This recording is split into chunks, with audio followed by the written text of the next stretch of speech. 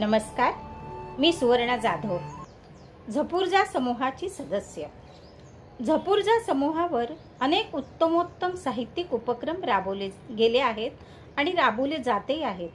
उदाहरणार्थ वृत्तबद्ध कविता, चारोळ्या, हायकू, कथा स्पर्धा वगैरे वगैरे. आणि आजचा उपक्रम आहे झपूर्जा समूहावरील लेखकाच्या कथेचं अभिवाचन. आणि यातील पहिले पुष्प मी सादर करीत आहे. याचा मला खूप आनंद होत आहे. श्री सुनील देवकुळे यांचा कथासंग्रह आहे असेही होऊ शकते. आणि त्यामधील कथा आहे सायली. चला तर मग ऐकूया कथा. सायली. सायली, चल लवकर, आपल्याला सनीला भेटायला जायचे आहे. अमरने घाईघाईत कॉलेज कट्ट्यावर येत सायलीला म्हटलं. 15 दिवसांची दिवाळीची सुट्टी संपवून आजच सर्व कॉलेज कट्ट्यावर भेटले. अमर व सनी का आले नाहीत यावर चर्चा चालू असतानाच अमर घाईघाईत येऊन सायलीला त्याच्या सोबत येण्यासाठी विनवू लागला. अरे पण झालं तरी काय? Anything wrong? सारेच किंचाळले. शॉकिंग न्यूज आहे. सनीला स्मृतिभ्रंश झाला आहे. तो कोणालाही ओळखत नाही, अमरने माहिती दिली. पण दिवाळी आधी भेटला होता तेव्हा तर ठीक होता, मग आता अचानक असं काय झालं? मधूने विचारलं. काय? तो दिवाळी सुट्टी आधी भेटला होता तुला? अमरनं विचारलं. होय, त्या शेवटच्या दिवशी मी व सायली दोघी त्याला भेटलो होतो. नंतर मी घरी गेले व सायली व तो पुढे निघून गेले, मधून माहिती पुरवली. म्हणजे त्याला सुट्टी पडल्यावर घरी पोहोचण्याआधी चांगल्या अवस्थेत पाहणारी सायलीच होती, अमरनं निष्कर्ष काढला. अरे पण नक्की झाले काय, मला कळेल काय? सायलीनं चिडून अमरला म्हटलं. सायली, तुझं त्याच्याशी शेवटचं बोलणं काय झालं होतं? अमरनं सायलीला विचारलं. थोडा वेळ थांबून सायलीनं म्हटलं. तसं विशेष काही नाही. मी सुट्टीत गावी जाणार आहे असे तो मला म्हणाला होता. पण त्याच्या घरचे सांगतात त्या दिवशी कॉलेजचा शेवटचा दिवस होता. आम्ही गावी जायची तयारी करत होतो. सनी घरी आला तो थोडासा अपसेट वाटला. सुट्टीत मित्र भेटणार नाहीत म्हणून अपसेट असेल असे समजून आम्ही दुर्लक्ष केले. सरळ बेडरूम मध्ये गेला व पांघरून घेऊन झोपला. आता उठेल म्हणून थोडा वेळ वाट पाहिली तर उठायचं काही चिन्ह दिसेना, म्हणून मम्मी जेवायला उठवण्यास गेली आणि हलवून जागे करत तिनं हाक मारली. बाळ सनी, उठ, जेवायचं नाही का? आल्यापासून असाच झोपला आहेस. सनीनं हळूच पांघरुणातून तोंड बाहेर काढून पाहिलं. तुम्ही कोण? त्याने समोर उभ्या असलेल्या त्याच्या मम्मीस म्हटले. आ? मोठा आ करून ती त्याच्याकडे पाहतच राहिली. झोप झाली नाही का सनी? अरे मी तुझी मम्मी, तू आणि मला विचारतोस कोण तुम्ही? त्यांनी रागानंच म्हटलं. तरीही सनी त्यांच्याकडे अनोळखी माणसाकडे पाहावे तसा पाहत होता. शेवटी डॉक्टरांना बोलवण्यात आले. डॉक्टर त्याच्या डॅडीचे मित्रच होते. सनी त्यांना काका म्हणूनच हाक मारित असे, पण सनीनं त्यांनाही ओळखलं नाही. डॉक्टरांनी त्याच्या बेडरूम मध्ये त्याला एकट्याला घेऊन तपासलं व घरच्यांना सांगितलं की याची स्मृती परत यावी यासाठी याच्या नेहमीच्या परिचितांना बोलावून याच्याशी काहीतरी बोलत राहायला सांगा. कदाचित कोणत्या तरी एखाद्या घटनेच्या उल्लेखाने याची स्मृती परत येऊ शकते. अधूनमधून मी येऊन चेक करीत राहीन. गेली 15 दिवस त्याने ओळखावे म्हणून अनेक लोकांना घरच्यांनी बोलावले, पण काहीही यश नाही. आज मी कॉलेजला येण्याआधी त्यांच्या घरी गेलो तर त्याच्या मम्मीने विचारलं, ही सायली कोण आहे? मी म्हटलं, आमच्या ग्रुपमधील एक मुलगी आहे. पण झालं काय काकी? तेव्हा त्यांनी मला वरील प्रकार सांगितला व म्हटले, अधूनमधून आम्ही सनीच्या तोंडून तिचं नाव ऐकत होतो. लगेच जा आणि तिला घेऊन ये, बघूया तिला तरी ओळखतो का तो. मी तसाच येथे आलो. सायली, चल लवकर, आपण लगेच जाऊया. त्यांनी इतरांना, वर्गात प्राध्यापकांना त्यांच्या गैरहजेरीचे कारण सांगायला सांगून ते लगेच निघाले. सनीची बातमी ऐकून सायलीला धक्काच बसला. असं काही होईल याची तिला काहीच कल्पना नव्हती. सायलीनं आपली नोटबुक व पर्स उचलली व अमर सोबत ती कॉलेजच्या गेट बाहेर पडली. तिला आता सनीची काळजी वाटत होती. आपलंही त्याच्यावर तितकंच प्रेम आहे याची तिला जाणीव होऊ लागली होती. कधी एकदा पोचते व सनीला पाहते असं तिला झालं होतं. त्या दिवशी मधू गेल्यावर ती व सनी चालतच घराकडे निघाली होती. एका ठिकाणी सनीने तिला थांबवले होते व तिला प्रपोज केले होते. यावेळी गावी गेल्यावर घरच्यांनी त्याचे लग्न ठरवायचे नक्की केले होते व परीक्षा झाल्यावर मग लग्न करायचे ठरवले होते.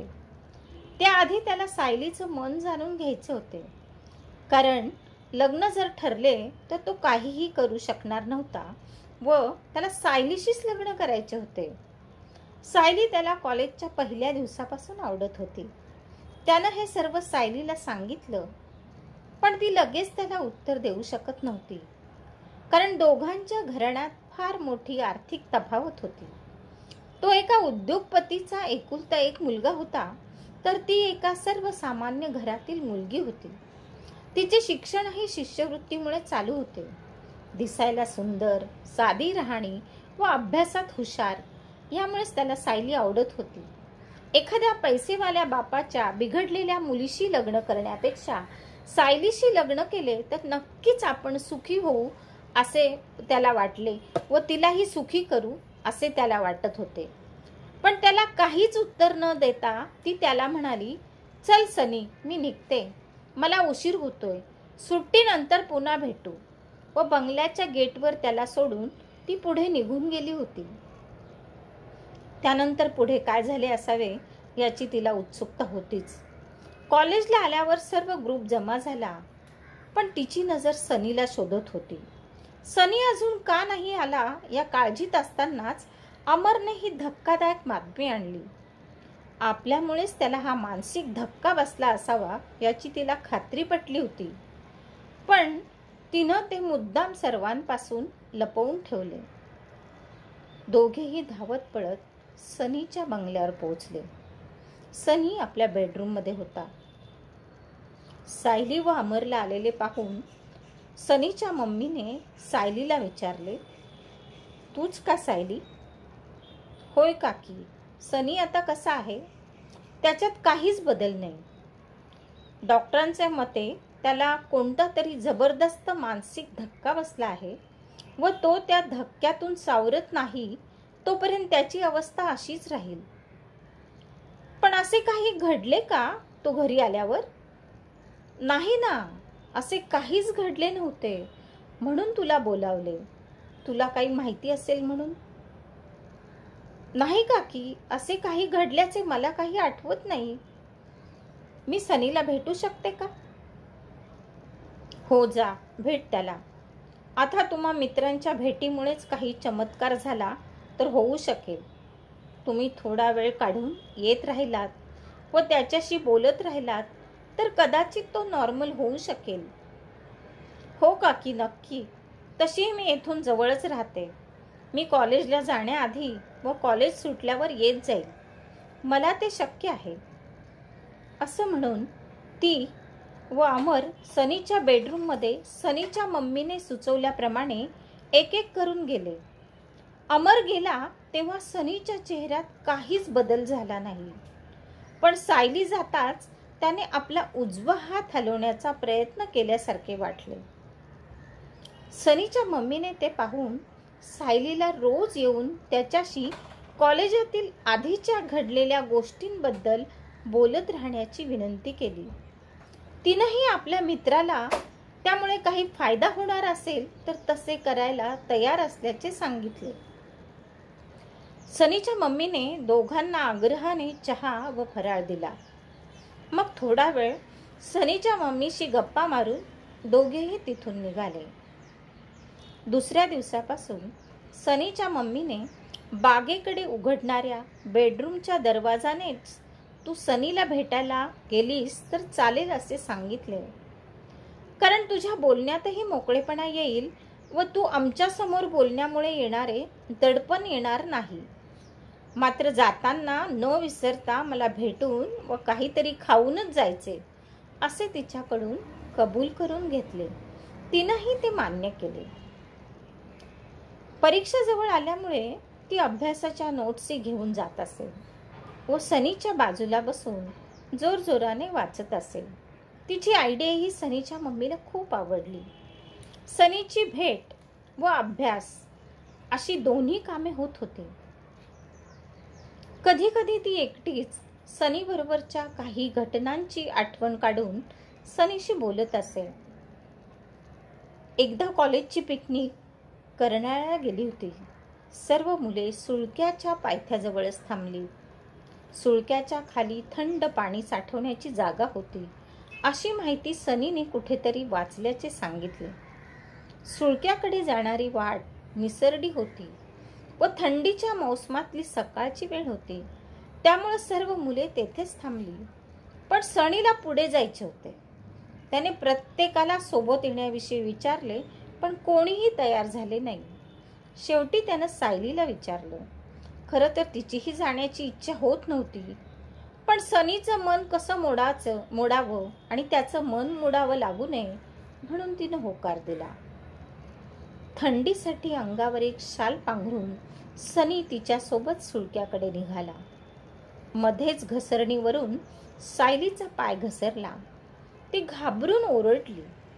तसा सनीने तिचा हात धरून तिला सावरले व तो तिचा हात हातात धरून तसाच हळूहळू पुढे चालू लागला. त्याचा तो उबदार स्पर्श तिच्या धमन्यातून एखादा गरम पाण्याचा झरा वाहत शरीरभर पसरावा तसा एक गरम लहर पसरून गेला. त्यावेळी ते वातावरणही तिला गरम भासू लागले. तिच्या हृदयाचे ठोके जोराने छातीवर ठोके देऊ लागले. जणू काही तिचे हृदय तिच्या शरीरातून बाहेर पडून दुसरीकडे जाऊ इच्छित आहे. थोड्या वेळाने ते सुळक्याखालच्या पाण्याच्या टाक्यांपर्यंत पोहोचले. आत डोकावून पाहता त्यांना तिथे स्वच्छ पाण्याचा साठा दिसला. पूर्वीच्या लोकांनी डोंगरावरही पाण्याची केलेली सोय पाहून त्यांना खूप आश्चर्य वाटले. आपण बोललो असता आपला आवाज घुमतोय हे पाहून सायलीनं जोरजोरात ओरडून आपल्या आवाजाचे पडसाद ऐकण्यास सुरुवात केली. वर छताला लटकलेली मधाची पोळी तिच्या लक्षातच आली नाही. पण जशी तिच्या आवाजाची कंपने वाढली तशी मधमाशा आपली पोळी सोडून आपल्या शत्रूवर चाल करण्यासाठी बाहेर पडून घोंगावू लागली. अचानक झालेला मधमाशांचा हल्ला पाहून दोघांना काहीच सुचेना. उतरंडीचा रस्ता असल्याने त्यावेळी ते धावत खालीही जाऊ शकत नव्हते. सनीने लगेच सायलीला आपल्या मिठीत घेतले व आपल्या अंगाभोवतीची शाल सायली व आपल्या भोवती गुंडाळली व दोघे तेथे स्तब्ध उभे राहिले. मधमाशा थोडा वेळ त्यांच्या आजूबाजूला फिरत राहिल्या व परत आपल्या पोळ्यात जाऊन बसल्या. दोघेही थोडा वेळ तसेच उभे राहिले. सायलीला तर येथून बाहेर न निघता या सुळक्याच्या जागी त्याच्यासारखेच सनीच्या मिठीत युगानुयुगे उभे राहावे असेच वाटत होते. सनीच्या त्या उबदार मिठीत तिला स्वप्नात असल्याचा भास झाला. मधमाशा शांत झाल्या असे पाहून सनीने आपल्या भोवतीची शाल काढली व सायलीला सावधपणे पण लवकर उतर असे खुणावत ते उतरंडीवरून उतरू लागले. मधमाशा जरी शांत झाल्या होत्या तरी त्या आठवणीने तिच्या मनात मधमाशांच्या वादळासारखे सनीच्या सोबतीच्या क्षणांचे वादळ घोंगावू लागले होते. हलकेच तिने सनीकडे पाहिले. आपण सांगितलेली आठवण त्याला ऐकू गेली असेल का, तिच्या मनात प्रश्न पडला. पण सनी नेहमीसारखाच बिछाण्यावर शांत पहुडला होता. हळूच उठत तिने सनीच्या कपाळाचे चुंबन घेतले. सनी, माझे चुकले. मी तेव्हाच तुला सांगायला पाहिजे होते की माझेही तुझ्यावर प्रेम आहे. आय लव्ह यू सनी. असं म्हणत ती हुंदके देऊन रडू लागली. आपल्यामुळे सनीची अशी अवस्था झाली याचे तिला मनातून खूप वाईट वाटत होते. 2-3 दिवस इतरही मित्र अधूनमधून येऊन जात होते, पण बहुतेक सर्वजण दुसऱ्या बाजूला राहत असल्याने सायलीने सर्व जबाबदारी स्वतःवर घेतली व आपण रोज सनीची खुशाली सर्वांना कळवू असे सांगितले. त्यामुळे सर्वांनाच बरं वाटलं. सायली नित्यनियमाने सनीला भेटायला जात होती. त्यानिमित्ताने तिचे सनीच्या मम्मीशीही बोलणे होत होते. सनीच्या मम्मीलाही सायलीचा स्वभाव आवडू लागला होता. ती आता स्वतःच सायली येण्याची वाट पाहत असे. सायली येथे येण्याला आता 1 आठवडा होत आला होता. सनीत काहीतरी सुधारणा होते असं घरच्यांनाही वाटत होतं. त्यामुळं त्यांची पूर्ण मदार आता सायलीवरच होती. त्या दिवशी सायली आली तेव्हा तिला टेबलावर बर्थडे केक ठेवलेला दिसला व तिला आठवले, अरे आज सनीचा वाढदिवस होता. ती सनी समोर बसली व त्याच्याशी बोलू लागली. तुला आठवत नसेल कदाचित, पण असाच तुझा वाढदिवस होता. मी तुझ्यासाठी माझ्या जमवलेल्या पैशातून एक गिफ्ट घेतले होते. ते घेण्यासाठी 1 दिवस मी कॉलेजला दांडी मारून दिवसभर मार्केटमध्ये फिरले होते. ते तुला देण्यासाठी मी कॉलेज चालू झाल्यापासून सुट्टेपर्यंत काहीही न खाता पिता कट्ट्यावर बसून होते. पण आदल्या दिवशी तुम्ही सर्वांनी पार्टी करायचे ठरवून त्या दिवशी कोणीही आला नव्हता. मी नाराज होऊन घरी गेले. रात्रभर रडले. मला खूप वाईट वाटले होते. दुसऱ्या दिवशी मी ते गिफ्ट तुला देण्यासाठी परत घेऊन आले तेव्हा तू मला म्हणालासही, काय सायली, काल मी भेटलो नाही म्हणून रात्रभर रडलीस की काय? त्यावर सर्व म्हणाले, कालची पार्टी मिस झाली म्हणून रडली असेल ती. त्यावेळी मला ओरडून सांगावसे वाटत होते, होय, काल माझा सनी वाट पाहूनही मला भेटला नाही म्हणून मी रडले रात्रभर. सनी, आय लव्ह यू. पण मोठ्यानं बोलण्याचं धैर्य माझ्यात नव्हते, कारण तुझ्या मनात काय आहे हे तूही कधी जाणून दिले नाहीस व आपल्यात असणारी आर्थिक दरी मला तुझ्या जवळ येण्याच्या आड येत होती. पण आज आपण एका निवांत जागी समोरासमोरील टोकावर उभे आहोत, जेथे तुझा आवाज माझ्यापर्यंत व माझा आवाज तुझ्यापर्यंत पोहोचू शकत नाही. म्हणून हे बोलण्याचं मी धाडस करते. पण माझ्या भावना नक्कीच तुझ्यापर्यंत पोहोचत असतील याची मला खात्री आहे. माझ्यासाठी तरी तू परत पूर्वरत हो सनी. तुला माझ्या प्रेमाची शपथ आहे. एवढे बोलून तिनं स्वतःला सावरलं व नेहमीप्रमाणे सनीच्या मम्मीशी बोलून निघून गेली.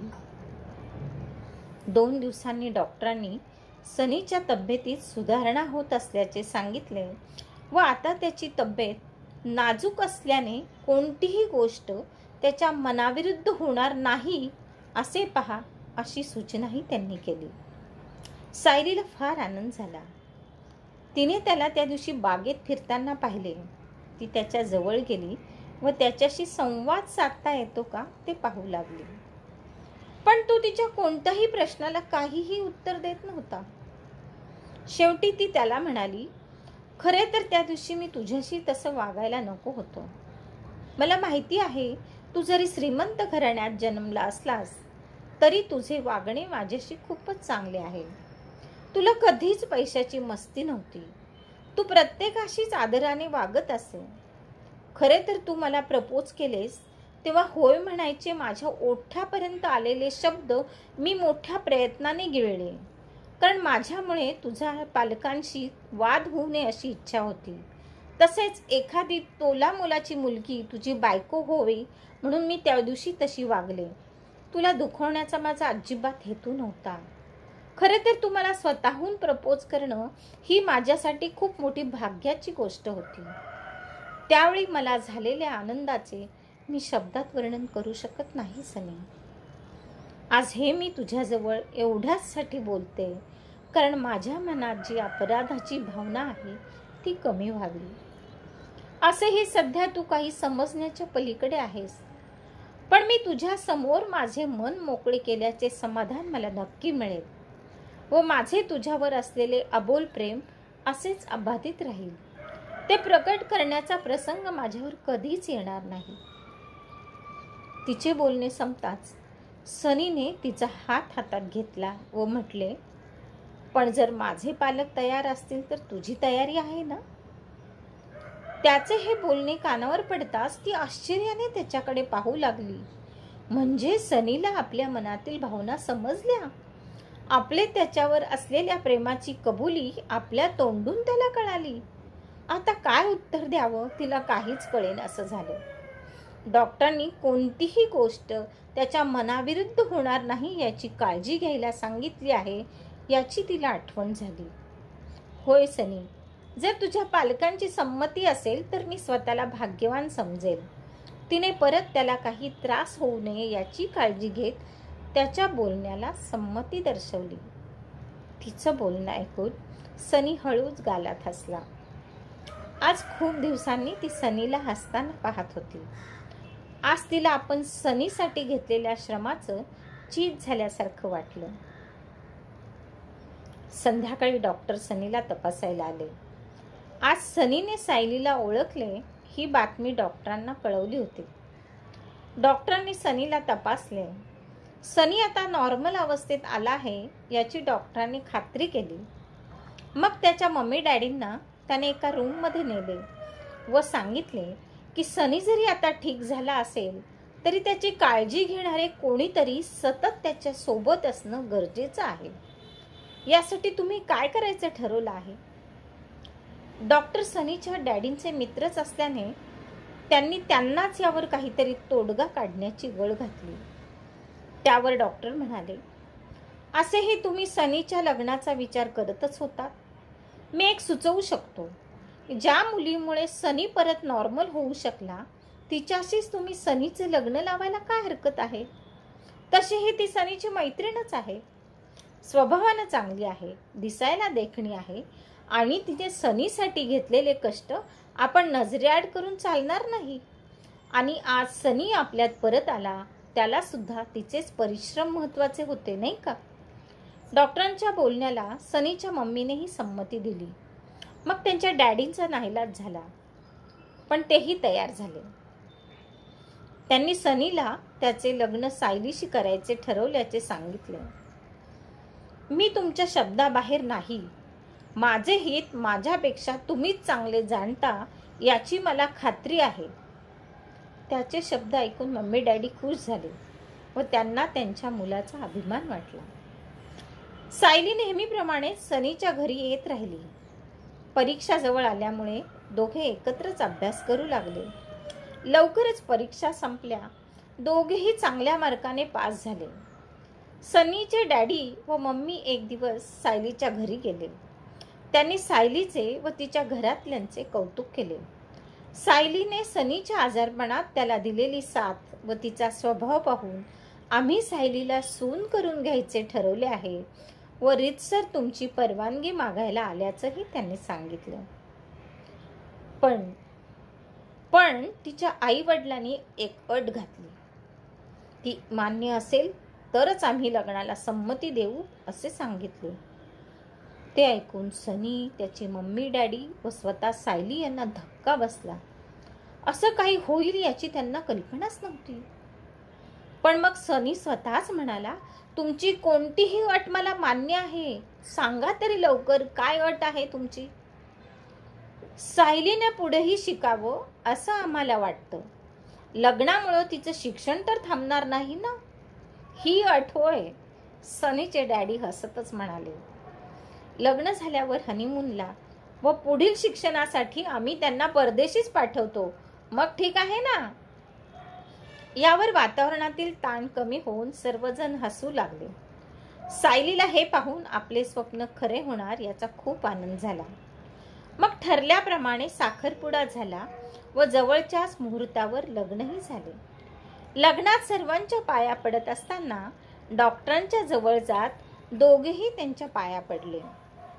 डॉक्टरांना मिठी मारत सनी म्हणाला, काका, हे सर्व तुमच्यामुळे शक्य झाले. तुमच्यामुळेच माझा प्लॅन सक्सेसफुल झाला. यावर दोघेही मनसोक्त हसू लागले. सायली व डॉक्टरांची पत्नी त्या दोघांकडे आश्चर्याने पाहू लागली. यावर सनी म्हणाला, नाहीतर सायली, मला तुझ्या मनात काय आहे हे कसे कळले असते व मम्मी डॅडींची संमतीही कशी मिळाली असती जर तुझा स्वभाव त्यांना कळाला नसता तर. नमस्कार, धन्यवाद.